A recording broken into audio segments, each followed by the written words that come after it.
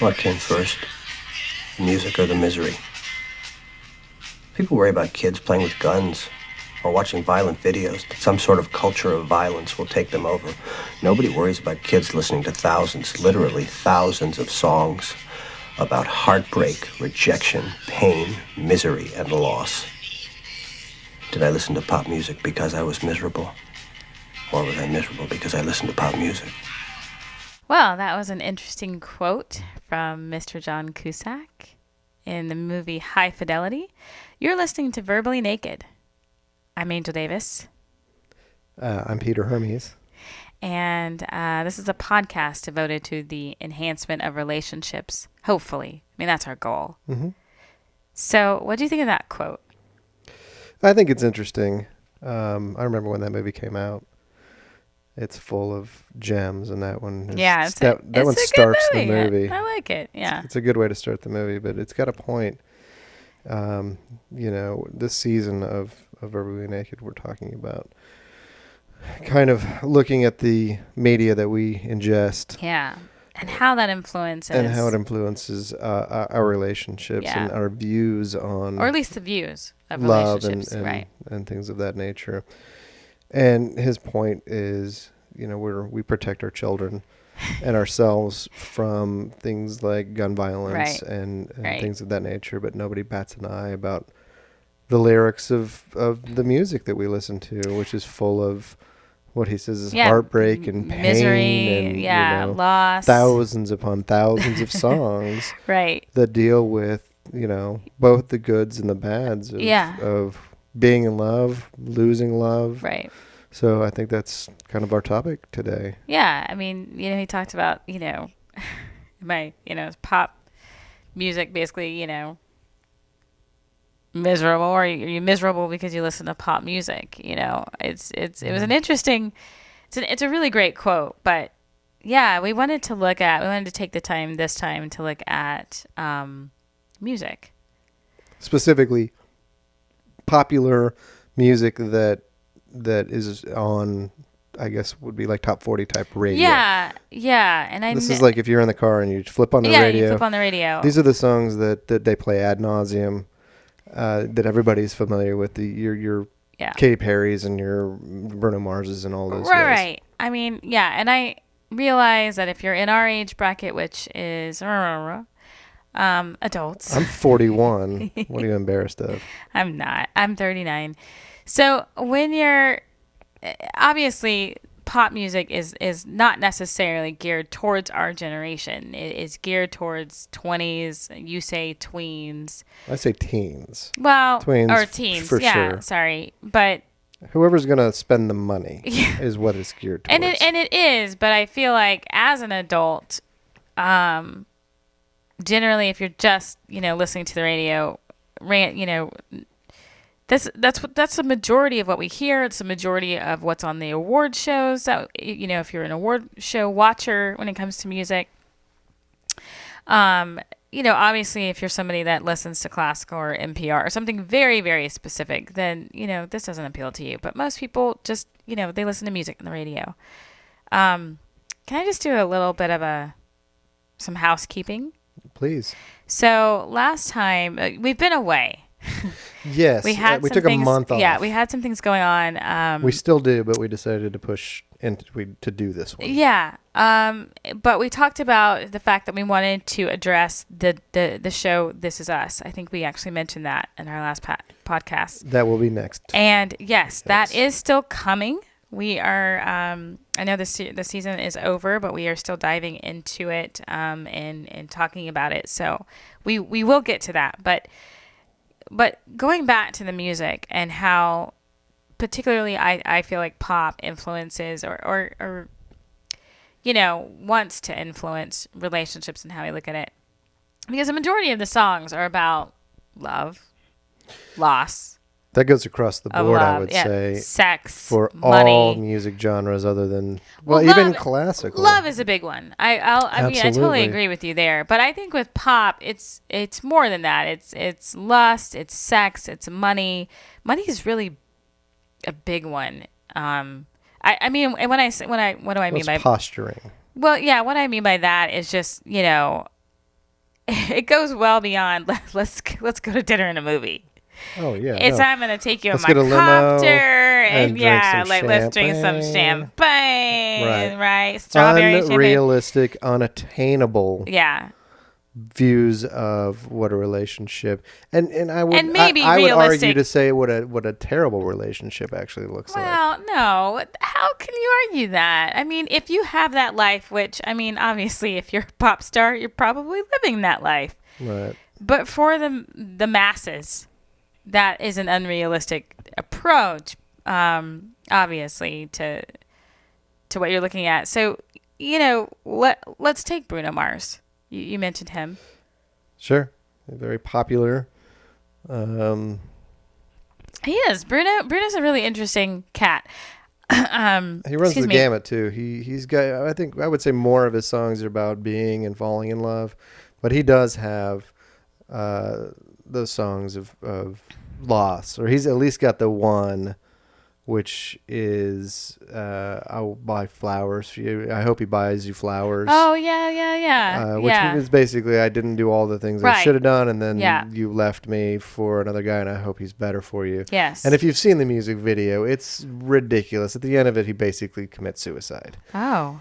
Yeah, he's pushing a piano the whole thing up a hill, and then at the end of the thing, he pushes it onto some train tracks. And it sends a horrible, horrible message. Oh, I haven't seen them. I'm surprised. To the, and I think that this goes specifically to what John Cusack is saying. This is a completely unrealistic and dangerous, I think, look at how much, especially I think these songs are geared towards very, very young people. Yes, they are. I mean, that's what pop music is. If your relationship doesn't work out, you might as well kill yourself. Yeah. And I think that's a horrible message. But I mean, that's off topic a little bit. Well, not along those lines, but I was just thinking about when you listen to the radio and you happen to catch that, whatever, that, the evening shows like Delilah, I don't know how you want to say talk radio kind of. But where it's people call in and they tell, oh, this happened and whatever. And then the radio, I don't know, do they call them jockeys? What do they call them now? DJs.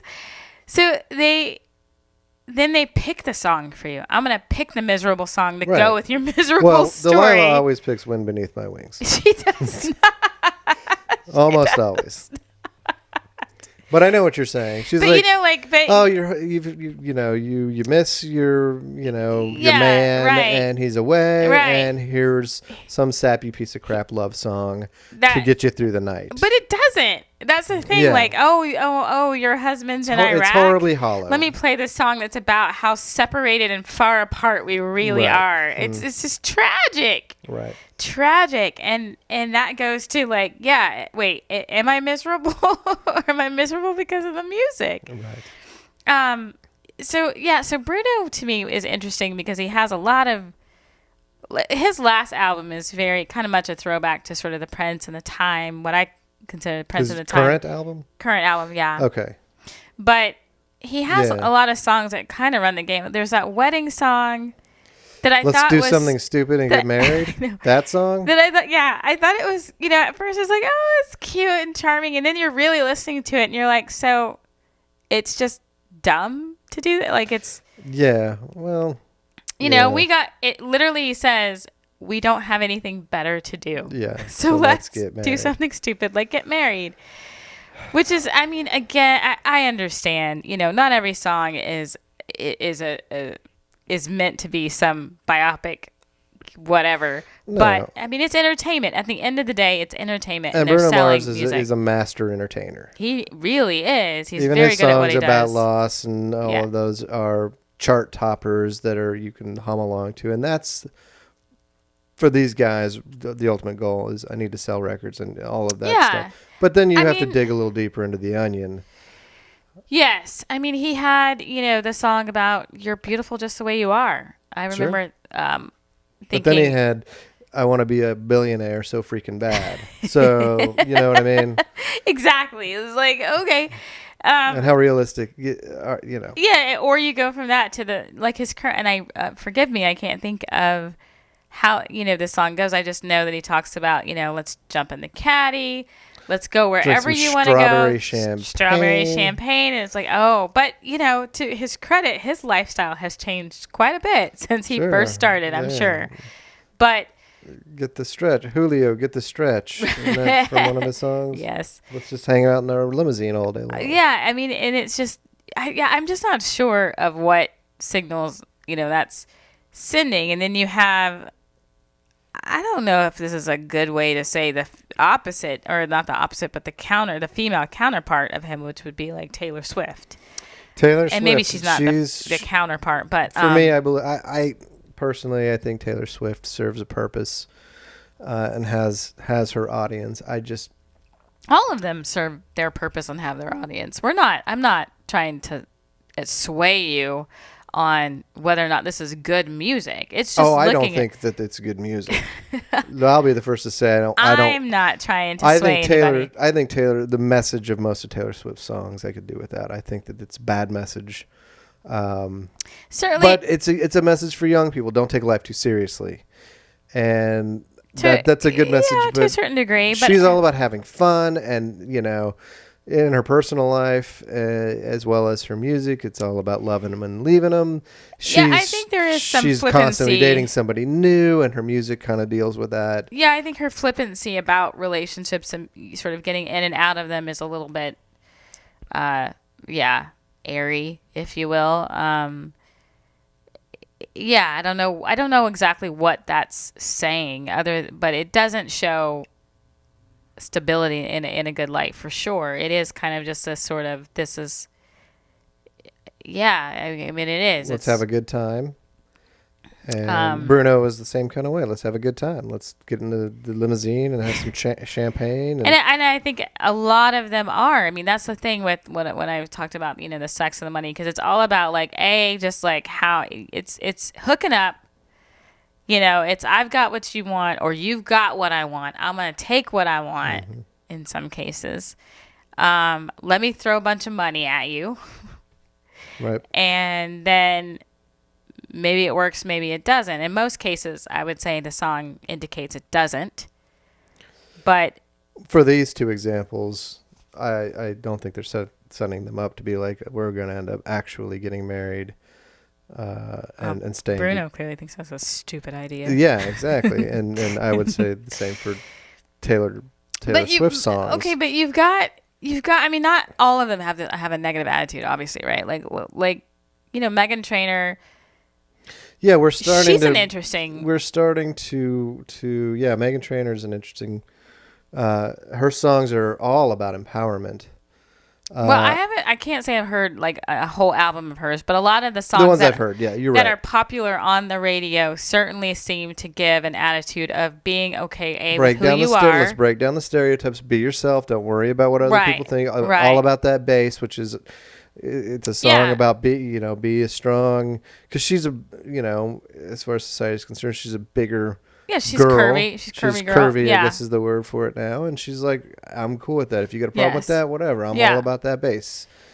And then she's got future husband, which is empowering as well. It's like, look, this is what I require, and if you're not up for it, then you're not going to be happy with me, I guess. She's definitely got a message that is more of an empowering situation. I mean, you could say the same thing about Beyonce in a way. I will be the first to admit. She's all over the place there for me. I don't know. She's a little bit all over the place. I can't talk too intelligently about her. I don't know all of her stuff. I've heard, obviously, Single Ladies. I've heard Put a Ring on It. Some of her obviously bigger hits. And those two songs are they same pretty song. They're the same song. Yeah. Oh, see, there you go. I know that one song. If you like it, then you should put a ring on it. All the Single Ladies. Okay, that's all Did she do Scrubs? Are you taking it to the way back? That would be TLC. So we are obviously doing two different podcasts, and I apologize. I could do a whole podcast on that song. What what I meant by her is that she runs the gamut on. She very much sells sex for sure. She knows that she's a wanted person and how to make money off of that. But I think that she also is, as much as she has a relationship, I don't think necessarily. I mean, I think she has songs about standing up for your man, or I don't know what. But she's married to Jay-Z, right? Mm-hmm. And Jay-Z totally cheated on her. I'm not. And then she made a song called Lemonade. I don't know. Lemonade. She made a song called Lemonade that sort of calls him out on it. I don't know. I don't know. I don't know. I don't know about all of these. Their real life story. Okay. And then she stayed with him. As far as the rumor was. But that's like more maybe of a business. Let me do some Adele. Rumor has it. That it happened, that yes, he cheated, but that's a sidebar. What I'm trying to say is that her music, let's just look at her music. I mean, I feel like she definitely has an empowerment role. She does have single ladies. She has,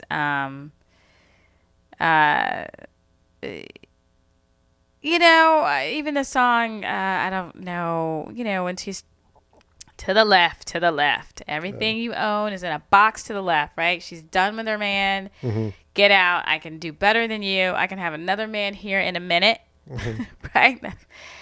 Which is, that's also kind of, I think, a false sense that pop music puts off too when it comes to breakups and whatever. That's like, yeah, I can sort of bounce back very easily. I don't need like you. False bravado, like I'm bigger, I'm gonna push the pain aside and go. I don't even need you anyway. And I think I'm not gonna go to say that doesn't happen. That sometimes you are like, hey, I'm done. Mm-hmm. I'm good. But for the most people, there's heartbreak there. There's loss. It's not easy to pack up your man's stuff and put it in a box and say, come get it. Right. I mean, you might be angry enough to do that, but you're also hurt.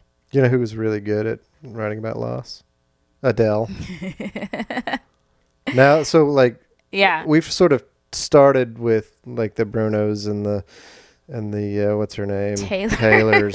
And we kind of did a little shift into the Meghan Trainors. Yeah. And now let's talk about some artists that we really like, and we like their messages, whether they're talking about being in love or losing love. And the two big ones for me mm-hmm. would be Adele mm-hmm. and John Legend.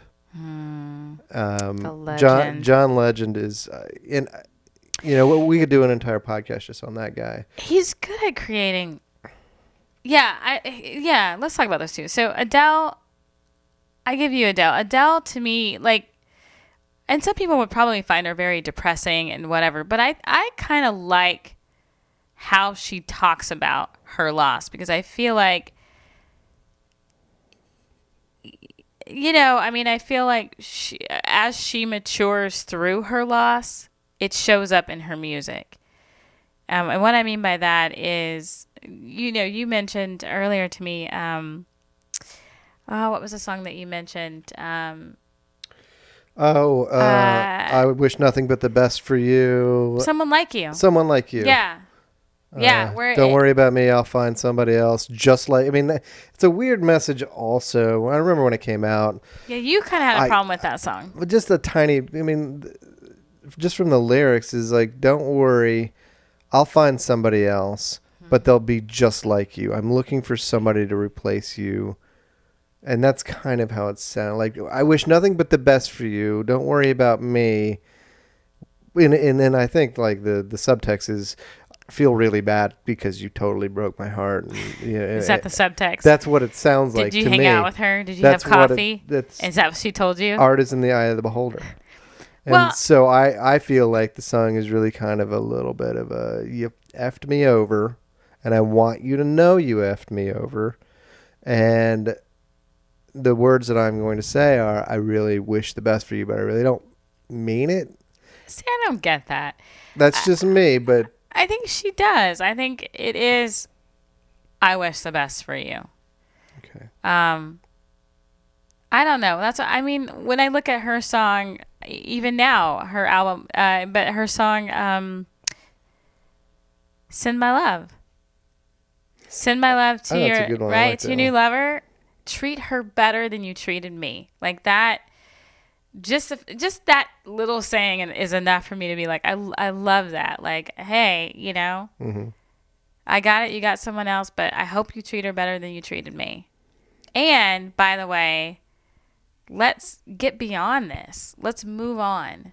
Right. I've moved on. I'm actually in a better place because you let me go, because we broke up. Mm-hmm. I'm in a better place. You're doing your thing. Let's move on from that. And I don't think you get a lot of that kind of maturity within, it's particularly in this genre of music. I'm not saying overall, because rock, or not really, but the blues is all about law. I mean, blue, but. Well, you could argue that she's somewhat of a blues singer. Yeah, I guess you could. She's got a soulful blues sound, but it's just that I feel like she speaks from the heart. She speaks from experience, and she's honest. Yeah, there's an honesty about it. I agree with you. I wouldn't say it's very rare, but it's pretty rare in pop music. In pop music, I don't believe I don't believe that Adele is writing albums to make money. I believe that she's got something to say and she has to get it out. Mm-hmm. Whereas you look at other artists, and any throwaway artist, Justin Bieber, that guy just is trying to make his dough. Well, I mean, and people like that, and there are a lot of those people. And then there are artists, and she's an artist. And then there are the entertainers. There's a whole Beyonce versus Adele conversation, because Adele won Artist of the Year and Beyonce didn't, and everybody's like up, and it's like this and that. And somebody was like, "Well, Beyonce's not really an artist; she's a entertainer." Yeah, I think Santana might have said whoever, something and then Adele is a true artist. She writes her own music. It's just her, and it's honest.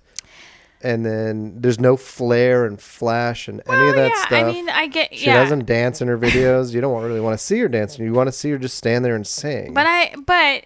But here's the thing. I'm not here to judge about how people entertain. It's entertainment regardless. I think that yes, probably artists that write for them, that write their own music, do come from a more interesting, true place. I mean, I don't know. Bruno might write it. I don't know who all writes their own songs. We know that Adele does, but I'm just saying that there is an honesty to it that is different, and it's more, to me, in depth and a better look at the reality of what it feels like to go through something like that. Mm-hmm. Whereas I think some of the other things are more, like you said, posturing, more of a caricature of what relationships are, which is a sort of over-the-top version of love, and maybe even an over-the-top version of what a breakup looks like. Right. But you mentioned John Legend. Oh, yeah. Well, I mean, our song I know. All of Me. Is All of Me. Ours and like probably 200 billion other people. It's our song and nobody else's. But one of my favorite lines is I love all of your perfect imperfections. Right. It's like the best way of looking at when you're in love, and it's true love. Like you take someone for exactly the way they are and exactly the way they're not. Mm-hmm. And I'm not saying that you love every single thing about them, like choices that they make, but overall, they're not perfect. We're not perfect. Mm-hmm. But when you love them, you love them. I mean, what are you going to do? Right. And I think that's a really beautiful way of saying that. It's an honest way of saying it. And I think a lot of people, the other songs, their representation, I don't really see that. I don't really see them being like, yeah, I love all of you. Right. Like I love all of you in the moment for right now. Mm-hmm. Well, yeah. Until the next thing comes along. Right. Like Your Brother in the Basement. What is that? It's from Gold Up in My Teeth. Oh my goodness, I don't like that song. Well, John Legend and Meghan Trainor did a duet that I liked a lot, and that is I'm Gonna Love You. Right. what is it, like I'm gonna lose like you? I'm gonna lose you. Yeah. I think that's a great message. It is, because it's a true because one. it's true. At the end of the day, at your relationship, Don't take anybody for granted. No. It's not. Yes. Yeah. Exactly. Don't take people, because that is what it's about. Right. Don't. They even say that. Don't go through life. Go through relationship with eventual regrets. Don't. You don't want to lose your partner. Yeah. And then go. I wish. Yeah. I would have. No. And then there's that Bruno Mars song. I wish I would have bought you more flowers. Right. I wish I would have done all those things. Then you're back to square one. You're back at the top with pop. And then you got to push a piano onto some train tracks. But yeah, you're right. I mean, that song is a really, and once again, an honest way of looking at, I blogged about this last week, but an honest way of saying, because at the end of the day, the reality is a relationship can't literally last forever in the world that we know it and the time frame that we know it. At some point, a relationship ends, whether it's a spouse dying or divorce or breakup or whatever. Mm-hmm. There is no such thing as a forever situation here on earth in this time, right? True. So your relationship is going to end, and it's, how do you want it to end? Right. And I'm not sure that this genre does well in depicting it. I mean, it doesn't do terrible. I love music. I absolutely love music, and I think all types of music has its place.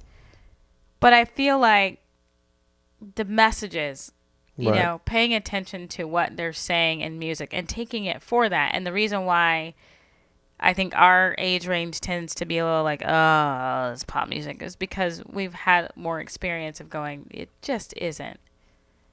I mean, it's just not a good depiction. But when you're in your 20s or even younger, super influential. Sure. Which is why that music is so popular with that age group. And so I just think it's important. I mean, yeah, I don't know. I want, I don't know. Obviously, they probably wouldn't make as much money if it was realistic. The MTV videos wouldn't look all that great, right? But yeah, I mean, I'll for some reason I was thinking about this podcast earlier, and I was thinking about all the kids that we knew that would sing Hotline Bling. Oh yeah, Hotline Bling was was Drake, right? Let me be the first to say honestly that I had no idea what Drake was saying. I had to go look it up because I couldn't understand what he was saying, and then I was like, I don't understand, and somebody had to literally explain to me. So that song is about which made me really booty sad. call, right? Well, that's what a Hotline Bling is. Yeah. Yeah, hit me up on my cell phone, right? You used to call me on my cell phone. To. Oh, you used to call me. Yeah. And then I left the city. I don't know what that song's about. You don't know what that song is. I have no idea. He was just is saying, it about anything, or is it just? Yeah, I think he's just saying, does it just have a good beat? You used to call me on my cell phone. He used to know. There used to be more. He knows when the hotline bling. He knew what that meant, but it's not ringing anymore. Okay. Yeah. What about the whole leaving town? Whatever, it doesn't matter. I'd have to look the lyrics up, but yeah, I think this particular genre is a far detachment from relationships in general, like what a real relationship is. I don't think very many artists tell it honestly. Mm-hmm. It's very embellished, and a lot of genres do. Rap definitely embellishes, mostly sex and money. I think rock and roll and blues get sometimes, folk music. I think they're a little bit more, I don't know, deeper about it. Not always, but. Well, not rock, but I don't know. But rock, what people consider rock is kind of expanded to me. I don't know.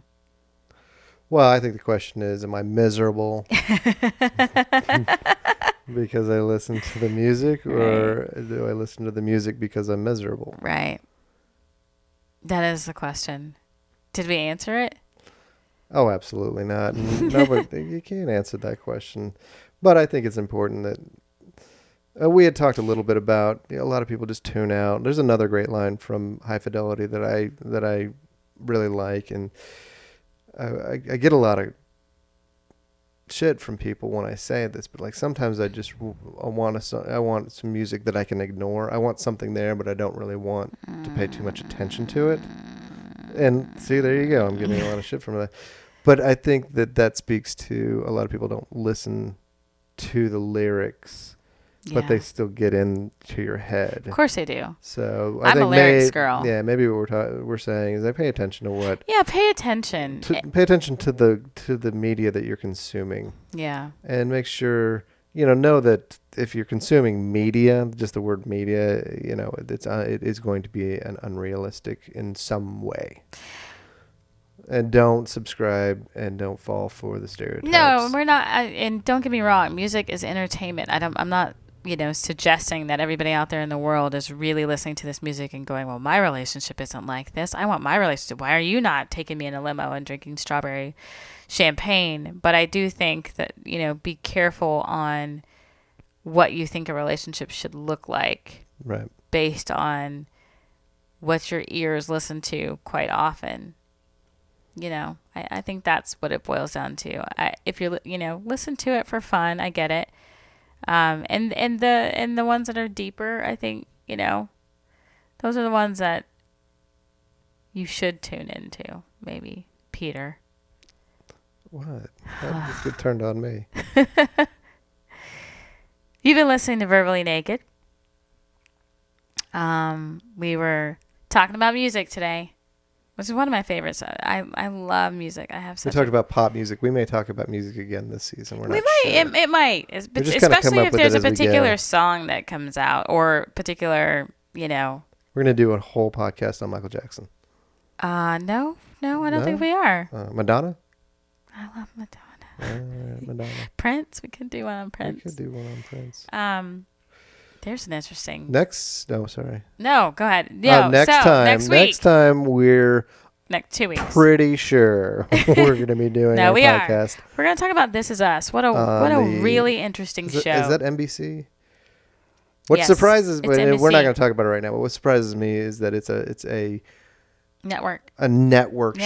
I don't watch network TV, and this is a show that I'm into. It's a really interesting show, and it has a lot of beautiful moments. It's not a perfect show, but man. We'll get into it next time. All right. We'll get into it next time. Thank you for listening. Yes. I'm Angel Davis. I'm Peter Hermes. And as always, live big.